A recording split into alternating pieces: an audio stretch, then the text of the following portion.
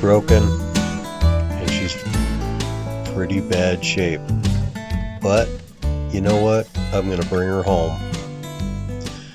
This 1958 Pontiac Safari sat in a farm field in Wyoming for 50 plus years and never moved. Was super happy to see it get home. Of course, I got to see a lot more of the car as my first visit was covered by a tree. Well, I'm just excited to get it home regardless. The fact that I'd never seen one in my life at 60 years old and hundreds of car shows behind me, I had to have it.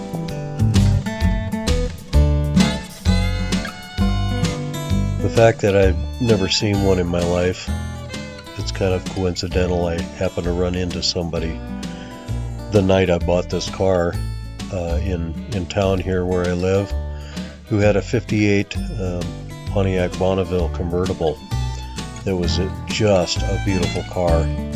So I got to talk to him for a little bit and learn a little bit more about the history of these cars.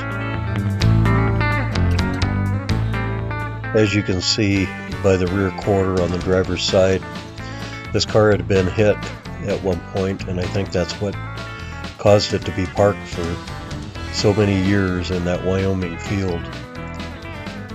It was hit hard enough that the wheel well was actually hitting the tires, so they actually had to take a cutting torch, cut the wheel well, and pull the body skin out in order to get the car to even roll.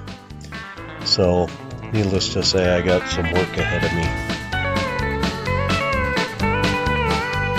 Even though the car looked to be in pretty rough shape, I was pretty happy to see the floor pans were relatively unscathed, with the exception of the one on the driver's side rear door there, where the window frame had actually been pushed out about 1.5 inches. So every time the snow came down or rain, it ended up on the floorboard in front of that back seat on the driver's side, so I'll have to patch that. But no bumpers. Most of the stainless is still there, except for the headlight bezels and that rear quarter. A lot of that was gone. There wasn't anything left of it, so that Bondo you can see on the side there was pretty thick.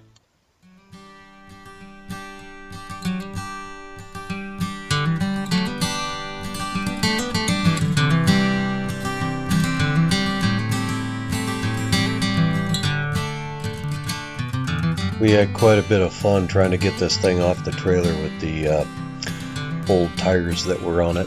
They wouldn't hold air much more than a few minutes, and quite frankly the bearings were pretty well locked up in this car, so getting it off the trailer required us to actually hook up a cable to the inside of the shop through the floor and actually pull the trailer out from underneath the car. So that's what we're doing here.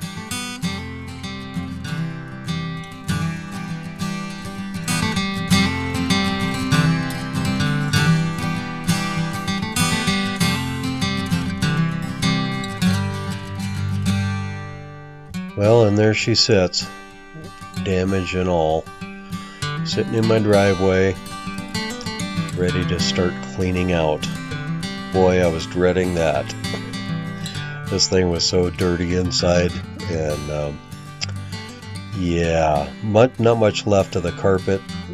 Pretty much a lot of old rusty parts and bolts and screws, and we did find some pretty old movie theater garbage, such as Coke cups and French fry containers from back in the day. You could tell they were back in the early 60s at least. But found some hair clips and a couple of pennies. But as you can see, it was in pretty rough shape. And I had a lot of cleaning out to do before I could do anything.